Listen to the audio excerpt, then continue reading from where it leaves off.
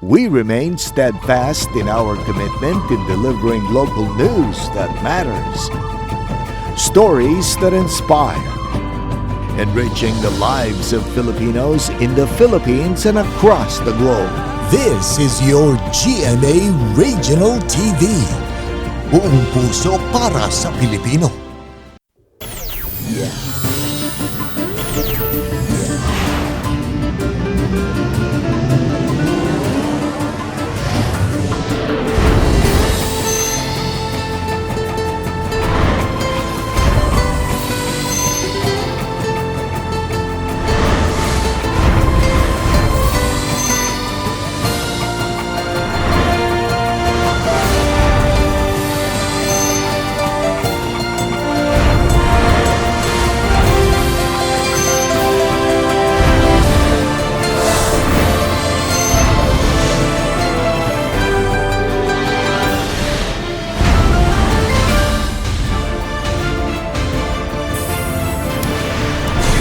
Kini ang GMA Regional TV Balitang Bisdak.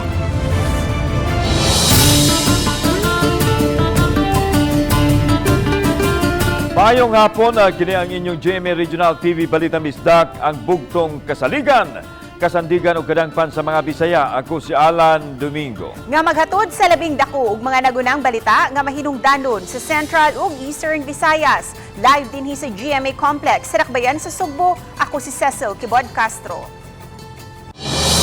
Big time oil price hike gipatuman karong adlaw sa mga kumpanya sa lana nga posibleng moabot pa gani sa tag 100 pesos ang presyo sa matag litro kung magpadayon man ang gubat sa Russia ug Ukraine. Samtang Department of Energy hugot nga nagmonitor sa mga gasolinahan aron masiguro nga dili pasobrahan ang miburot ng daan nga oil price. Ano ang report? Sugod ka ganinang alas 6 sa buntag, may patuman og 5.85 pesos nga aumento sa presyo sa diesel, 3.60 usab sa gasolina ug 4.10 sa kerosene. Ikanapulo na kini nga sunod-sunod nga oil price hike sukad sa Enero nga mao'y labing taas sulod sa 18 ka tuig. 13.25 pesos na ang kinatibuk ang aumento sa gasolina, 17.50 na usab sa diesel, 14.40 sa kerosene sukad sa Enero nining tuiga. Usa sinungdan sa pagburot sa lana mao ang gubot sa Russia ug Ukraine. Wala magyud ta mag-directly import from Russia or Ukraine, no? Makipikto na siya nato kay ang mga fuel coming from Russia muna gipanggamit sa refineries kung asa ta nagkuha og fuel, asa ta nag-import. Gibutyag ni Attorney Mark Camalio, ang direktor sa Department of Energy Visayas Field Office, gikinahanglan musubay lang ang mga gas station sa gitugot nga presyo. Kadtong masakpan magatubang og silot sa kagamhanan. Among auhag lang sa mga tao, no, to be vigilant inig mga magpatubil mo gasolina o fuel, no. So mailahan na ninyo kung makabantay mo nga murag na short change mo sa inyong fuel. Feel free to file your complaints sa office, no, kaya ato rin ang i-address, no. Usa sa gitutukan usab sa Department of Energy ang mga nagnegosyo og LPG refilled canister, ilabi na kay misaka ang presyo sa LPG. Walay padaplin sa DOE official ang posibilidad nga maabot sa usa ka gatos ka pesos ang presyo matag litro sa lana. So maabot nga mga adlaw busa adunay tambag ang DOE nining panahona. Practice tag exercise lockout, no. So mora na siya efficient use of fuel lang yun. Kauban si Clover Lumayag, ako si Alan Domingo. Balitang Bisdak. Nagprotesta ang transport group nga piston nining padayong pagsaka sa presyo sa produktong petrolyo. Karong adlaw lang gipatuman ang big time oil price hike nga labing dako sudod nining tuiga. Ang report ni Nico Serino. Presyo! Ilabas! Sa usa ka gasoline station sa Paknaan, Mandaue, mihimo og protesta mga sakop sa transport organization nga piston ug allied groups. Nasagmuyo sila sa padayon nga pagsaka sa presyo sa produktong petrolyo. Paghulagway nila, di na matabang ang aumento, maong nang hinaot sila og konkretong lakang sa gobyerno. Lakip sa gipanawagan ang pagbasura sa oil deregulation law ug pagsuspenso sa excise tax sa fuel Ingon man ang paghatag og ayuda o subsidy sa mga drivers. Kinanglan nga tagaan og aksyon, tagaan og igong lakang sa gobyerno no ang problema nato karon sa lana diri sa atong nasod. Laing gasoline station pa ang giadto nila kaganiha paghimo sa symbolic protest. Matagsaka sa litro sa gasolina na sa gitawag nato nga domino effect no sa mga palitonon nato, mga naguna natong palitonon o kita no sa piston ga likay gid unta tano ga paningkamot nga di ta mo saka sa atong plitihan kay tungod sa atong nakita dili man pud solusyon ang pagsaka sa plitihan. Sugod alas 6 kaganihang buntag gipatuman ang aumento sa produktong petrolyo 3 ngadto sa 5 pesos nga usbaw sa gasolina, diesel ug kerosene. Ika na po na kini nga sunod-sunod nga pagsaka sa presyo ug ang labing dakong price hike karong tuiga. Si Ray, kolektor sa usa ka kompanya, naabta namong nagpatubil kaganiha. Tungod sa trabaho, adlaw-adlaw siya nga magpakarga sa iyang motor ug paghulagway niya, dako-dako na gyud ang mabayran. Mahal di kayong gasolina nga, ang sweldo, wa may tubo-tubo. Piki kayo gud. Piki kayo para sa mga motorista. Uban ni Edward Tubilan, Nico Sereno, Balitang Bisdak. Sukad sugdi ang pagpamakuna sa COVID-19 vaccine, nabantayan nga sagad sa mga vaccinator sa dakbayan sa Talisay, mga babay. Ug ning pagsaulog sa International Women's Day, atong ilailahon ang pipila kanila. Pinagi sa report ni Femery Dumabok. Sa vaccination center alang sa 5 ngadto sa 11 anyos, dinhi sa dakbayan sa Talisay, puros mga babae. Si Julie B. Reyes, 38 anyos, head vaccinator, 13 katuig, 8 ni iniisip nar sa Singapore. Sa miaging tuig lang si Reyes ni uli. Apan inay mo pahuway, mas gipili niyang mamahimang vaccinator. Alang kaniya, lahi ang babae nga nurse kay anaa sa ilang pagkasila ang pag-amping o pagbatyag sa mga pasyente, ilabi na sa mga bata. Aside sa sensitivity, mas gaan siguro ang kamot sa babay, and at the same time siya mas flexible po siya, mas maka-feel siya. Hindi lang kay maglingkod, but nakita na ko nga I am a nurse, so I have to do something about it. Alang kang Juicy Tingil, 47 anyos, nga ang kaisog sa bisan unsa may hagit, mao'y nakatabang kaniya aron mahimo ang giisip niyang responsibilidad. Mga babae jud ang mas dili sila mahadlok. Nga mura gani sila kaya nila nga tanan nga mabuhat nila.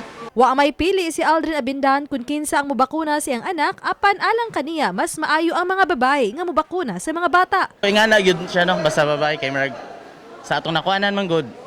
Kanang gaan og kamot. Dako kayang pasalamat og saludo si Dr. Lino Alanzado, Talisay City Health Officer, sa natampo sa kababayinan nga way kakapoy nga nangalagad ning panahon sa COVID-19. Uban ni Godfrey Rilien.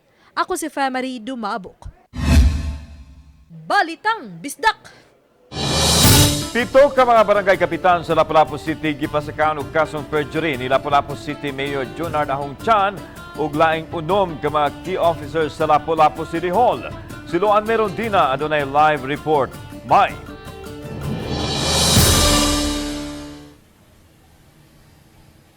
Yeslan kining kasong gisangat mao ang tubag sa mayor ug sa unom ka mga key officers sa City Hall nga unang gireklamo og malversation of public funds o kalapasan sa Anti-Graft and Corrupt Practices Act. Alas 11 kaganihang buntag, giduso sa City Prosecutor's Office ang kasong perjury batok kang ABC President Eduardo Quezon, Kapitan Eleonor Fontanoza sa Barangay Gunob, Kapitan Regina Ibanez sa Luok, Triponia Abayan sa Tungasan, Joselito Tibon sa Suba Basbas, Reynaldo Tampo sa Kanhulaw ug Rosalino Abing sa Maribago. Uban ni Lapu-Lapu City Mayor Junard Ahong Chan sa pagduso og kaso sila si Attorney James Saison, Claire Cabalda, Engineer Romeo Berame nga mga opisyal og sakop sa Bids and Awards Committee. Wala makatambong sa pagduso sa kaso si Ronald Malacora, Vice Chair sa Bids and Awards Committee. Samtang ang laing sakop sa BAC nga si Dr. Nestor Tunyakaw mipanaw na sa miagi pang tuig. Miuban sa pagduso sa kaso, sila si Annabeth Quizon, kinsa maoy acting head sa CSWD kaniadto, ug si Najel Banyasya nga maoy pangu sa Disaster Risk Reduction and Management Office sa Lapu-Lapu City. Matud sa ilang mga legal counsel, Attorney Omar Ridula ug Attorney George Esparagoza, nga ang pagpamakaklang ang gihimo nila ni Quizon ug kaubanan ug kun pasagdan lang kini, magtuuon niya ang publiko nga kini tinuod. I-question nila ang katong procurement nato during the pandemic. Now, in their complaint, daghang kay silang mga statements nga gihimo nga bakak, no? Ilang gikuhaan, ilang gipunan. So, in the process, they perjured themselves, no? They made unlawful statements to support their complaint against Mayor Ahong. Take note that the mayor is not the legal custodian of these funds. He has nothing to do with this. That is not part of his duties and functions of his office. Secondly, the one in custody of these funds is the treasurer's office, the accounting department, the budget office. But take note that these particular offices were never included. Wala na muluwat og pamahayag pa ang unom ka mga key officers sa City Hall. Sa pag-file sa kaso, they're always mentioning the COA agency, no, nga gikan ni sa source sa COA, but in fairness sa record sa COA wa gid tay makit-an. So wala giingon nga gibutang-butangan lang tan nila. Samtang ang kumpaniyang Heritage nga gilambigit usab sa kasong malversation of public funds ug Anti-Graft and Corrupt Practices Act nga unang gipasaka sa 7 ka mga barangay kapitan sa ilang opisyal nga pamahayag. Miingon nga samtang usa sila ka furniture company, lehitimo usab ang ilang retail sales of goods and general merchandise, lakip na ang essential ug non-essential products. Laing punto nga gilatid sa ilang official statement nga samtang si Ms. Sunshine Lim usa ka appointee isip commissioner sa Tourism, Cultural and Historical Affairs, ang Heritage ang ilang kompanya, lahi ang juridical entity. Sa pagkakaron, giandam na sa kompanya ang ilang depensa o gitun-an na usab nila ang posibleng pagsangat og kasong kriminal, sibil ug administratiba batok sa mga opisyal nga nakahatag og bansya sa pangan sa kompanya. Di lang sa tapat-takip COVID bomb, at least makabasa po tayo. Wala pa hinuon makuhai sa ilang habig ang laing unom ka mga barangay kapitan. Lanhayan sa musunod nga mga adlaw, dugang kaso pa ang ipasaka batok sa 7 ka mga barangay kapitan. Ugusan na niini ang grave oral defamation in relation to cybercrime. Lan? Daghang salamat, Loan May Rondina.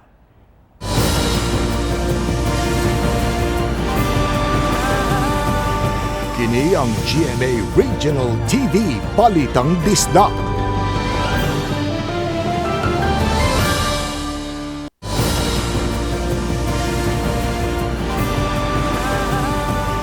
Kini ang GMA Regional TV Balitang Disdak.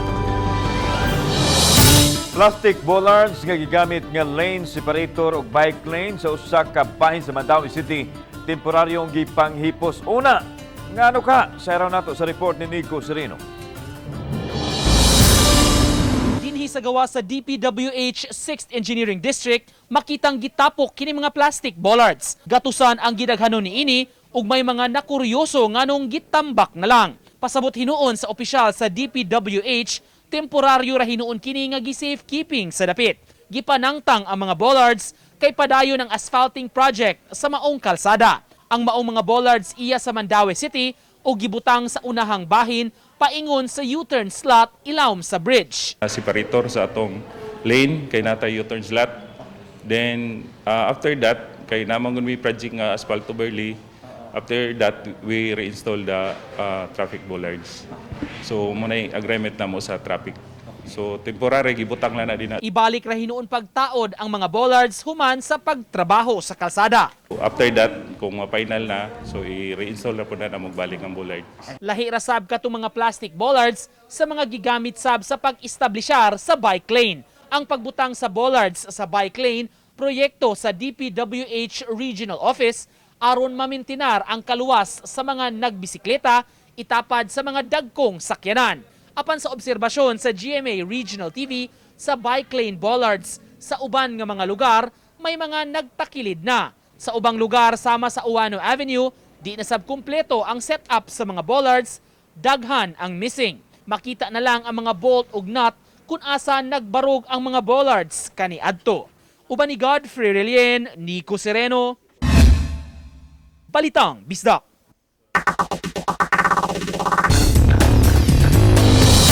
Nahuli kam ang duha ka mga konduktor nga nagsinumbagay kay giingong nag-ilog og pasahero. Ang report ni Femery Dumabok. Ano na kapag kayo diri ah?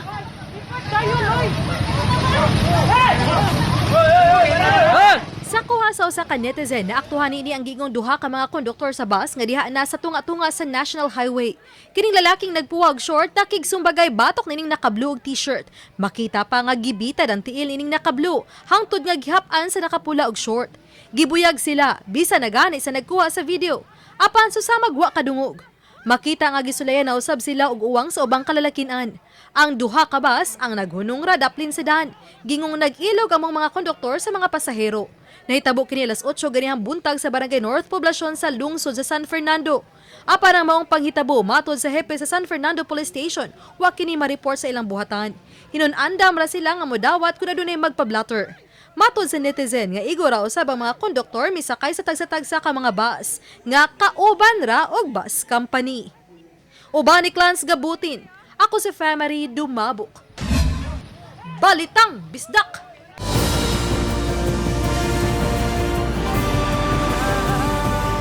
Kini ang GMA Regional TV Balitang Bisdak.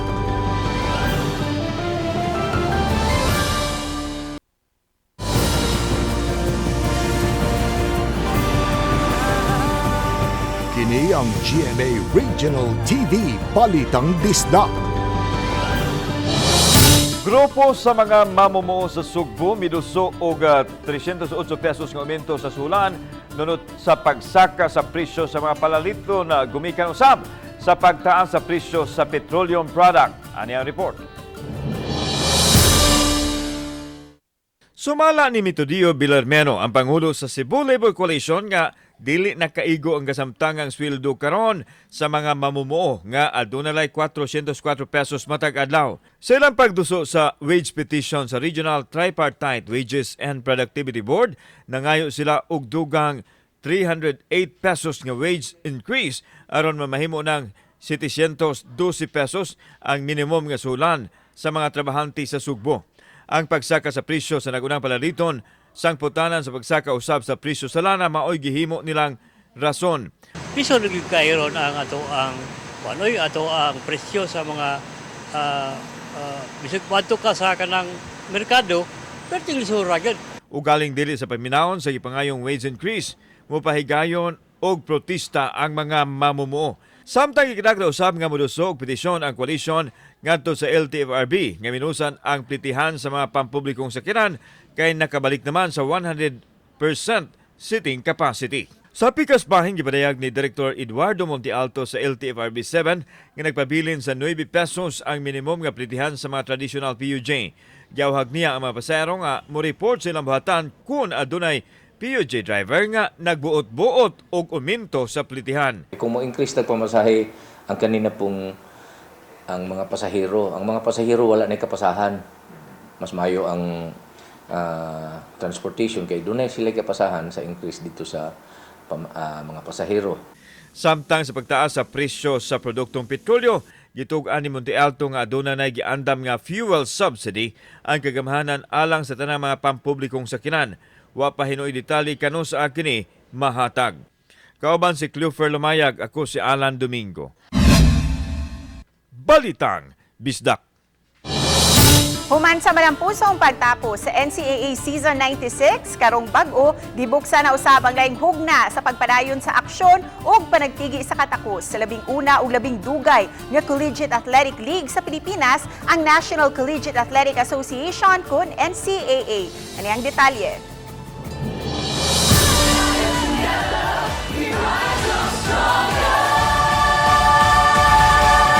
Giandam na ang pagbukas sa NCAA Season 97 nga mohatod sa lahi og talagsaog excitement sa mga sports fan. Lakip sa angayang atangan ang mga bag-ong nadugang sa programa nga moarangkada na gikan sa nakalain-laing platform. Sa official broadcast partner ug sa nagpabiling Pinoy-anan sa NCAA ang Kapuso Network. Gawa sa NCAA host nga sila si seasoned sportscaster Martin Javier ug beauty queen Sofia Signoron. May mga bag-ong dagway usab sa NCAA nga mohatag og mga updates alang sa nagkalain-laing duwa sama sa basketball, volleyball, taekwondo ug chess. Gikan sa gatos ka mga gipilian, 13 ang migawas og napiling mamahimong kabahin niini. Mga kapuso, sugata ang NCAA Season 97 Courtside Reporters. And Michelle Gabriel, ang small but terrible reporter ng Samar. Avia Sahara Tuazon Zunich, Ang pretty swimmer reporter ng Cavite. Chantal Therese Laude, ang fashionista reporter ng Batangas.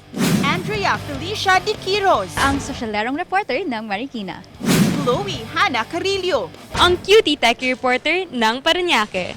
Makauban usab sila si Sharish Nixie Orozco, ang charming reporter ng Quezon Province. Christiana Gabriel Di Maunahan, ang basketball babe ng Quezon City. Eden Rose Breva Hernandez, ang flight attendant reporter ng Las Piñas. Michelle Ann Naldo, ang music lover reporter ng Negros. ug Maria Ira Sofia Rodelas, your fit and fab reporter of Makati. Duna say mga male courtside reporters nga naglakip nila ni Lance Lawrence Santiago. Inyong event host reporter ng Tarlac.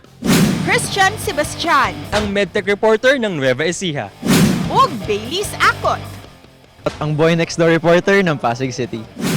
Managlahi man ang personalidad ug ang kahimtang sa kinabuhi apan usara ang ilang bawnon sa ilang panaw ug kana mao ang kasing-kasing alang sa sports.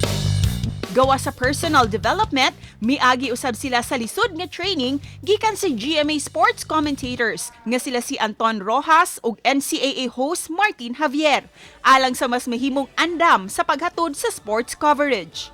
Kung ang NCAA courtside reporters ang hisgutan, mas mamahimong full force ang pagtutok sa matag sangka ug ang init nga panagbangga sa 10-member school sa NCAA. Makauban usab sila sa pag-ila sa mga student athlete nga may tagsa-tagsa ka istorya nga may inspirasyon ug paglaom. At tangi aron mailhan pa ang mga NCAA courtside reporters sa Game On, sugod karong Marso 20 alas 10:30 sa buntag sa GTV. Masaksihan usab sa GMA ug GTV ang most awaited NCAA Season 97 opening ceremonies sa Marso 26 alas 2:30 sa hapon. Uban ni Clans Gabutin, Cecil Kibod Castro, Balitang Bisdak.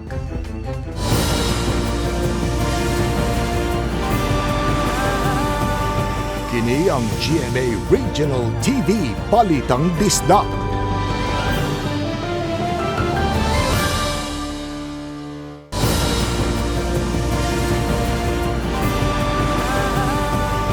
Kini ang GMA Regional TV Balitang Bisdak. Napaubos na sa DNA test ang batang gimugso sa kapanakan sa Dakbayan Sugbo nga unang giingon sa hospital staff nga babae apan dihang gitugyan sa inahan nahimo namang lalaki. Gipahibaw kini sa inahan sa bata sa GMA Regional TV diin matud niya nga gihimo ang proseso kagahapon adlaw apan maghuwat pa og 14 ka adlaw una masayran ang resulta nini. Matud sa inahan nga medyo nigaan ang iyahang gibating kaguol nga hapit na nila maangkon ang kitinawan sa nahitabo. Gusto lang nila nga mapanalipdan ang bata sa posibleng mga pangutana. Inigdako nini pinaagi sa DNA test result. Na DNA na mi gahapon nya at least na may first step jud so padong na gyud ko ani sa kamatuoran nga unsa jud ang akong anak. Sa pagtimaan sa International Women's Day karong adlaw, gidaig ug gipahalipayan ang katakos ug sakripisyo sa mga babay. Kaganiha sa Mandawi City Hall nagkatapok ang mga women leaders alang sa yano nga kalihukan. Gibida ang mga winning entries nga gilusad sa usa ka civic group. Nagpakita kini sa abilidad ug dedikasyon sa kababayen-an sa lain-laing aspeto sa kinabuhi. Nang hinaot sila, mas madasig ang katilingban pagproteher sa katungod sa kababayen-an sa samang higayon na nawagan sa kadtong nakasinati og pangabuso nga ma-report dayon kay daghang support groups alang kanila. International Women's Day is very important for us women, no? So every woman in the world deserves to be remembered. Kaning mga kababaihan bisag unsa pay mga pagsuway sa kinabuhi, no? Wa gyud na di gyud may mo surrender, no? Sa mga pandemic nga niagi, sa pandemic nga niagi, naagi hapon gyud kinsa may nikasurvive dayon nangitag paagi nga mabuhi ang pamilya kami ging mga kababayen-an. Happy Tuesday sa tanan, kini atong latest weather update, March 8, 2022. Ang low pressure area na atong gimonitor na nasa 100 kilometers sa may silangan, habagitan silangan ng Davao City, Davao del Sur. Og so far sa atong latest analysis, less ang chance kining ma-develop na bagyo or tropical cyclone. Padayon ta mag-monitor sa latest update kining low pressure area. Samtang northeast monsoon or amihan ang nakaapekto sa may northern Luzon. Ang weather condition sa tibuok Visayas, Palawan kasama ang Kalayaan Islands, makasinati ng medyo mapanganoron ngadto na sa madag-umo na kalangitan ug naay mga pag-uwan ug kini mga pagpanugdog og kilat mugna kini sa low pressure area. Padayon ta mag-monitor sa ta mag-i-issue ng mga thunderstorm o rainfall advisories kasama na ang heavy rainfall warnings. Para sa atong mga dugang detalye, bisitaha atong mga official social media accounts. Kini si Jomar Eclarino gikan diri sa DOST Pag-asa Mactan. Maayong adlaw ug keep safe everyone. Sukway sa nangaging semana, busy karong adlaw ang mga vaccinator sa Talisay City College. Arang kini sa second dose sa mga bata na edad og 5 hangtod sa 11 anyos ug alang usab sa first dose. Nakadawat ang Talisay City Health Office og dugang 5,000 nga dosage sa bakuna alang sa mga edad. Bukas usab ang vaccination center arong Sabado alang sa laing hugda sa National Vaccination Days.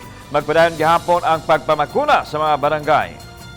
Mas daghan man ang makuha namo sa mga barangay compared sa katong first na mga vaccination sites. Probably the distance, no?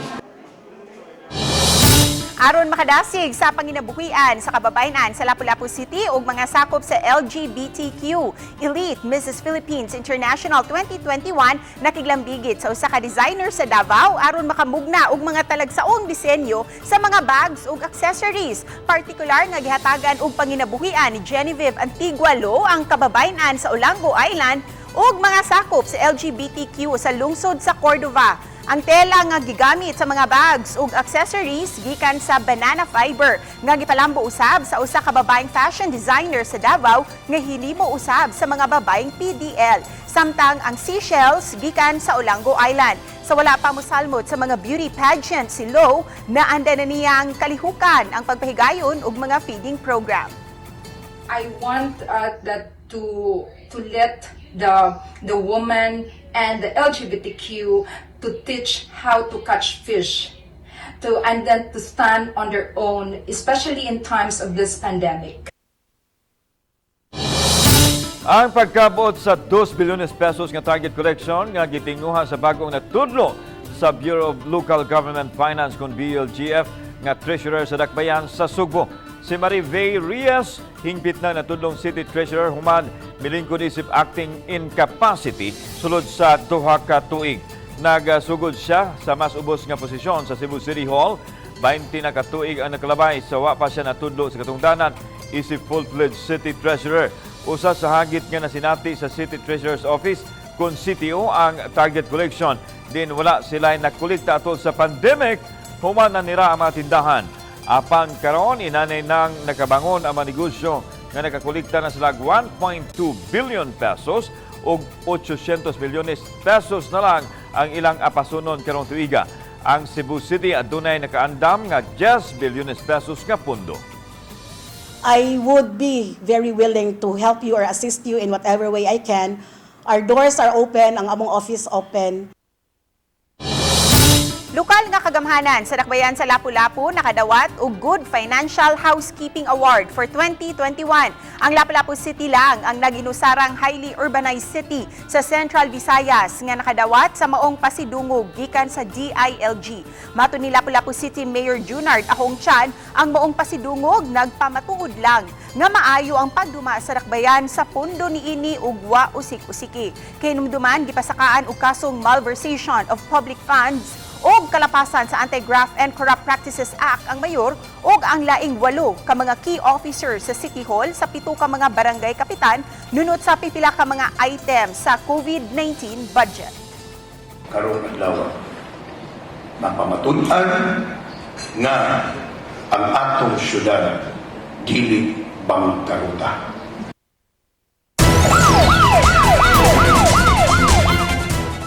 Nasakmit sa kapulisan ang mga pinakiti siguro ang shabu nga nagkantidad og 1 milyon ka pesos gikan sa usa ka high-value individual dito sa barangay Basak, Pardo, Dakbayan sa Sugbo. Nadakpan ang suspek nga si Randy Arandoque, 95 anyos ato sa gipahigayong bypass operation. Gingong gikan sa Cebu City Jail ang supply sa drugas sa dinakpan din gihulagway sa opisyal sa kapulisan sa Dakbayan sa Sugbo nga 50% sa drug supply gikan sa jail facility. Dakong hagit sa Cebu City Police Office ang pag-ila sa mga nalambigit ng mga tao nga nagkamit na usab kuno sila og alias. Padayon ang pakigalayon sa PNP sa Bureau of Jail Management and Penology may tungkol sa problema sa illegal nga drugas. That's a big challenge. Continuous man gud siya, no? Kaya nga no, ang ato ang main source is nasa sulod. And then, ang atong madakpan is only ang mga sinaligan lang nila. But the flow of operation continuous ra gihapon kay pulihan raman gihapon og kinsa madakpan. Dahil salamat sa mga kapuso nato apil ng nasagawa sa nasod nga gisayon sa madagkog mga nagunang balita sa rehiyon ug gikan dinhi sa Central ug Eastern Visayas. Ako si Alan Domingo. Ang inyong balita, ang among balita kay matag lokal nga balita mahinungdanon. Kini ang inyong GMA Regional TV Balitang Bisdak. Buong puso para sa Pilipino. Ako si Cecil Kibod Castro ug maayong hapon mga kapuso.